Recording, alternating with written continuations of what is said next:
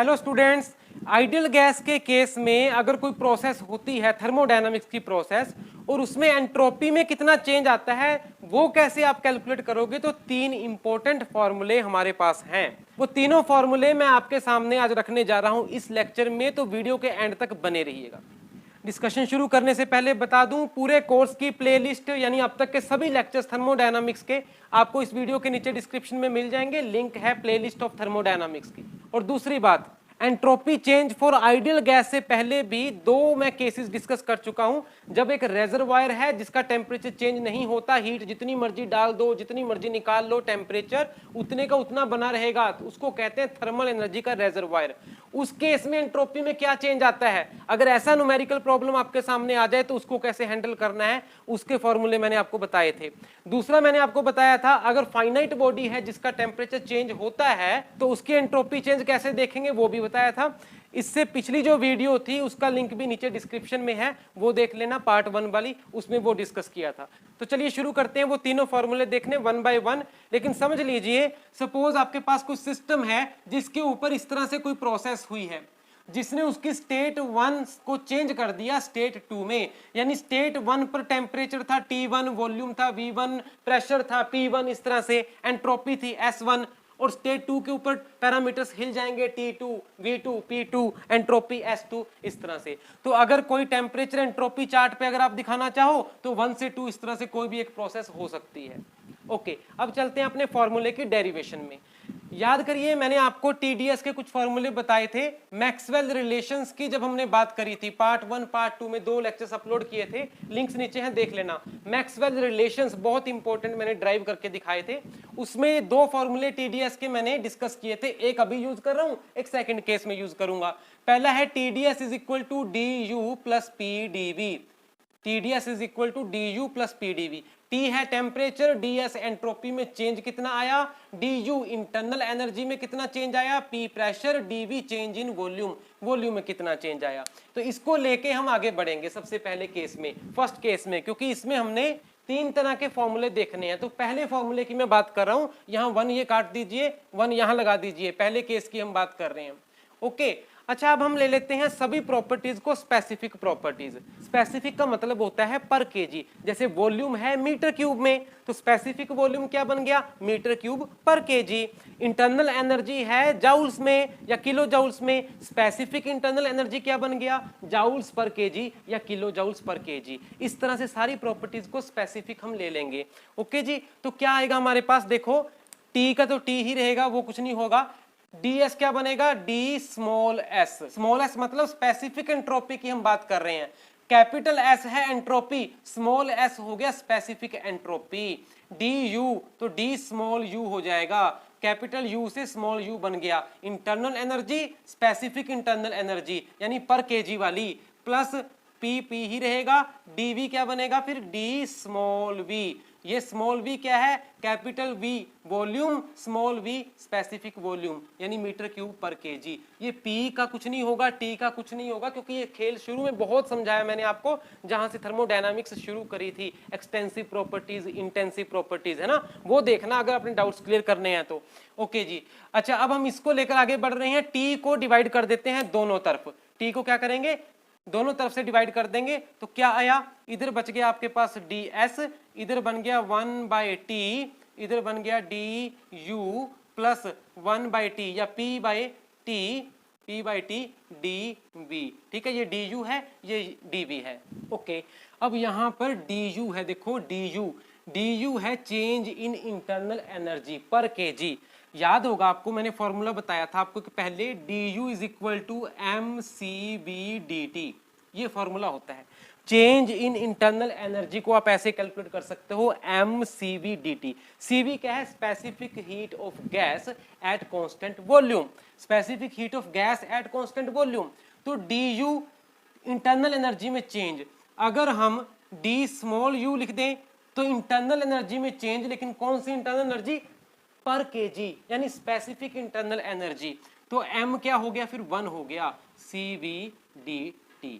du is equal to cv/dt, तो यहां पे पुट कर सकते हैं ना, du is equal to cv/dt कर देते हैं पुट, तो this is equal to cv/dt by t। ये टी ये वाला, ओके, फिर प्लस। अब देखो हमारे पास आइडियल गैस है ना, तो आइडियल गैस के लिए एक आइडियल गैस इक्वेशन आपने पढ़ी है, PV is equal to MRT, बहुत पढ़ते आए हो स्कूलों से। तो यहाँ पर अगर स्पेसिफिक बात करें, PV हो गया स्मॉल और M हो गया 1, तो RT, ठीक है जी, ये गैस कांस्टेंट वही वाला। तो PV is equal to RT, और यहाँ से P/T क्या हुआ, P/T, ये V उधर ले जाओ, R/V, P/T R/V। तो यहाँ पर P/T की जगह हम लिख देंगे R/V और dV, ठीक है। ये V में था इसलिए हमने यहाँ पे P/T को R/V यानी V की टर्म में लिख दिया। और इधर है आपके सामने एंट्रोपी में change DS, small change in entropy. अब सिस्टम तो हमारा स्टेट 1 से 2 तक गया ना, जब 1 से 2 तक गया तो बीच में कहीं भी थोड़ा सा हमने चेंज देख लिया पाथ पर, वो इतना आया, लेकिन सिस्टम गया 1 से 2 में। तो कैसे कैलकुलेट करोगे, इंटीग्रेशन कब काम आएगी, इंटीग्रेशन को लीजिए, यहाँ पर इंटीग्रेशन करेंगे दोनों तरफ, तो यहाँ आ गया इंटीग्रेशन ds की लिमिट्स क्या पड़ेंगी, S1 से S2, S1 से S2 गए ना हम, that is equal to integration CV dt by T. और टेम्परेचर की लिमिट्स क्या है, T1 से T2, T1 से T2 गए, प्लस इंटीग्रेशन R/V dV।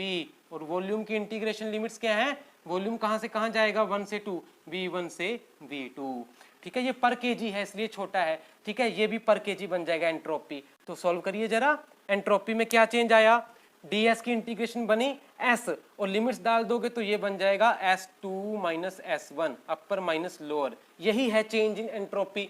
शुरू में इतनी, बाद में इतनी हो गई, तो S2 minus S1 change in entropy, that is equal to, देखो CV कांस्टेंट है बाहर आ गया, इंटीग्रेशन बची dt/t की, dt/t की इंटीग्रेशन क्या बनी, log t, natural log t, सीधा लिख दूं नेचुरल log t, और लिमिट्स रहेगी T1 से T2, ध्यान दो T1 से T2, plus R/V dV, R बाहर ले जाइए, और इंटीग्रेशन किसकी बची, 1/V dV यानी dV/V, और dV/V की इंटीग्रेशन log V, ठीक है, जैसे यहाँ पर log t था तो log V, नेचुरल log लिख रहा हूं ln V, लिमिट्स हैं V1 से V2, V1 से V2, कर लो इसको solve, S2 minus S1 is equal to CV log upper limit T2 minus log lower limit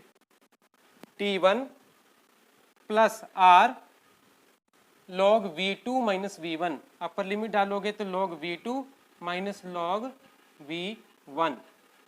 अब आपको पता है log A minus log B क्या होता है, log A by B, log A minus log B, log A by B, तो वो लिख देंगे, हमारे पास पहला फॉर्मूला बन जाएगा, ठीक है। वो क्या फॉर्मूला बना, S2 minus S1 is equal to CV log T2 by T1 plus R log V2 by V1, ठीक है। इसको सारे को मिटा के यहाँ पे लिख देता हूँ, वही हमारा पहला फॉर्मूला है। तो देखिए ये लिख दिया, S2 minus S1 is equal to CV log T2 by T1 plus R log V2 by V1, R log V2 by V1, ये पहला फॉर्मूला है। अब चलते हैं दूसरे फॉर्मूले की तरफ, जिसमें हम दूसरा TDS रिलेशन यूज करेंगे, वो भी मैं आपको पहले दिखा चुका हूं मैक्सवेल रिलेशंस में ही कि वो कैसे आया। TDS is equal to DH minus VDP। तो यहां पर भी अगर हम स्पेसिफिक की बात करें तो यहां पर TDS की जगह हो गया स्मॉल s, DH की जगह हो गया स्मॉल h, माइनस V की जगह हो गया स्मॉल v, और DP वैसे का वैसा ही है। अब H क्या है, एक नई चीज आई है, H होता है एंथैल्पी, एंथैल्पी पहले पढ़ाया है, तो चेंज इन एंथैल्पी DH, और DH स्मॉल h क्या हुआ, स्पेसिफिक एंथैल्पी में change, small h specific enthalpy यानी पर केजी, ओके, बाकी सब कुछ वैसा ही है। तो इसमें भी हम वैसे ही करेंगे जैसे पहले किया मैथमेटिक्स, T से डिवाइड कर देंगे दोनों तरफ, ये आ गया DS is equal to DH by T minus V by T DP, ठीक है, T से डिवाइड कर दिया, ओके। अब DH किसके इक्वल होता है, ध्यान दो, पहले डिस्कशन हो चुकी है बहुत बार, d H is equal to M c P D t. Formula याद करने को बोला था कि याद कर लो बस, D H is equal to M C B D T, ये प्रूफ के साथ बताए थे मैंने शुरू में। तो यहाँ से स्पेसिफिक अगर एंथैल्पी चेंज देखना है स्मॉल एच, एम हो जाएगा 1, तो सी पी डी टी के बराबर बचेगा। तो डी एच की जगह हम क्या लिखेंगे, सी पी डी टी लिख दो, C P D T by T, ये वाला टी ऐसे ही रह गया, माइनस वी बाय टी। अब आइडियल गैस है ना, तो आइडियल गैस में क्या होता है, P V is equal to M R T, जैसा पहले किया था। और पी स्मॉल वी किसके बराबर हुआ, फिर m1 कर दो आर टी, और यहां से निकालो v by T, v by T, v by T क्या हुआ, v by T r by P, r by P. ये यहां पर पुट कर देते हैं v बाई टी की जगह r by P into D P. Okay, इधर है ds, यानी एंट्रोपी में कितना चेंज आया। बस बन गई बात। अब इंटीग्रेशन करनी है, जल्दी से कर देते हैं। इंटीग्रेटिंग बोथ साइड्स, यहीं पे कर दूं ऐसे, तो लिमिट्स क्या पड़ेगी एंट्रोपी की, स्टेट 1 से स्टेट 2 यानी S1 से S2, और टेम्परेचर की लिमिट्स जाएगी T1 से T2, और इधर dp है प्रेशर में चेंज, तो P1 से P2। So let us solve it. Entropy S2 minus S1, ठीक है, ये स्पेसिफिक है, स्मॉल कर लीजिए, S2 माइनस S1, ये आ गया सॉल्व करके लेफ्ट में।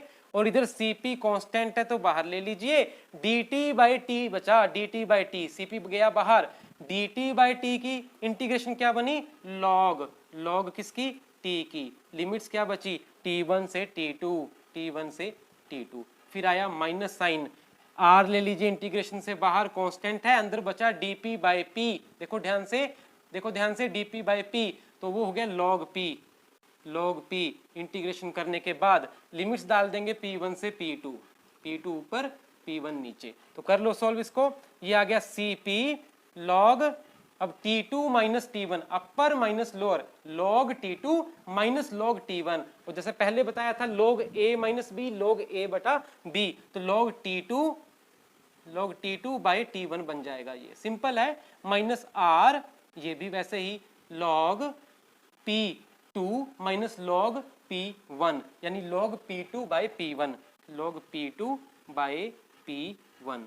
तो ये बना स्टूडेंट्स दूसरा फॉर्मूला एंट्रोपी चेंज का, S2 minus S1, Cp log T2 by T1 minus R log P2 by P1, यहाँ पर लिख देते हैं। तो यहाँ लिख दिया हमने वो सेकंड फॉर्मूला, और अब जल्दी से चलते हैं थर्ड फॉर्मूला की तरफ। वो भी बहुत सिंपल है, उसमें हम पहले वाला यूज कर लेते हैं। मान लो हमने डिराइव किया है S2 माइनस S1 फर्स्ट वाले से, that is equal to Cv log T2 by T1 log T2 by T1, फिर है plus R, plus R।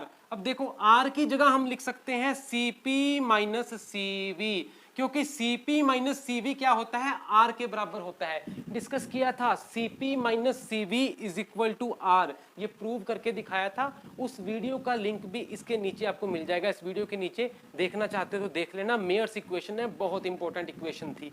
Cp minus Cv is equal to R, शुरू में पढ़ाया था, लिंक नीचे है।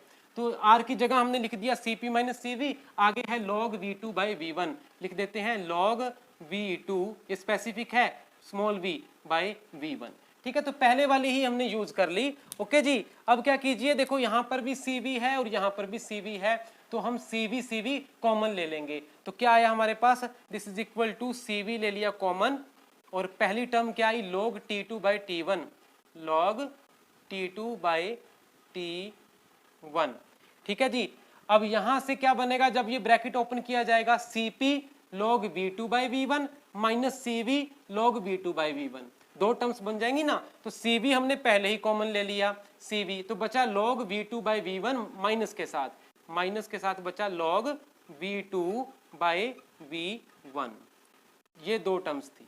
उसके बाद की टर्म क्या बची, ये Cp वाली प्लस के साथ, plus Cp log V2 by V1 log V2 by V1, all right, so this is equal to Cv log A minus log B, इसको A मानो इसको B मानो, तो log A minus log B log A by log B divide होता है ना, तो ये बन गया log A, A कितना है T2 by T1 T2 by T1, divide कर दो log B, B है V2 by V1, V2 by V1 इस तरह से, plus CP log V2 by V1, this is equal to CV log T2 V1, T2 V1 और नीचे V2 T1 यानी T1 V2, ठीक है ना, T2 V1 T1 V2 उल्टे हो जाएंगे जब आप डिवाइड करोगे।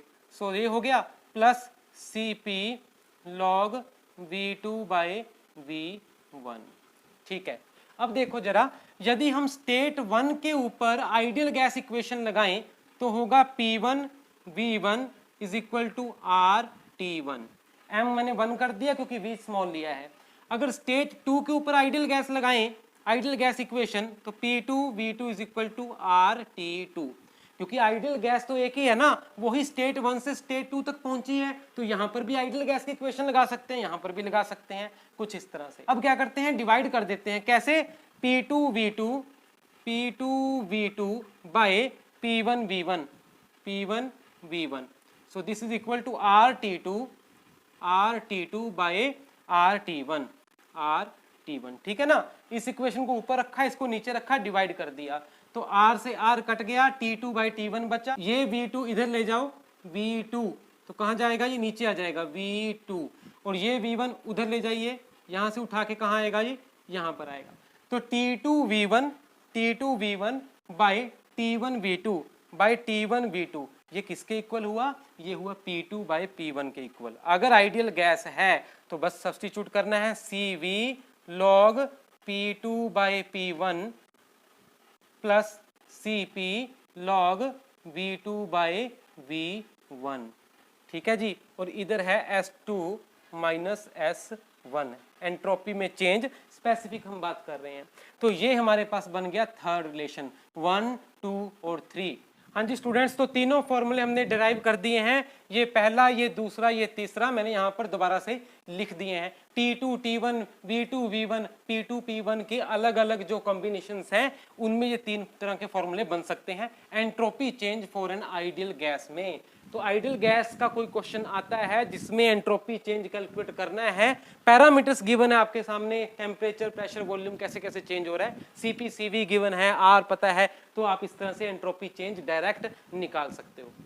तो मिलते हैं नेक्स्ट वीडियो में, तब तक के लिए धन्यवाद, thank you very much, take care, good bye.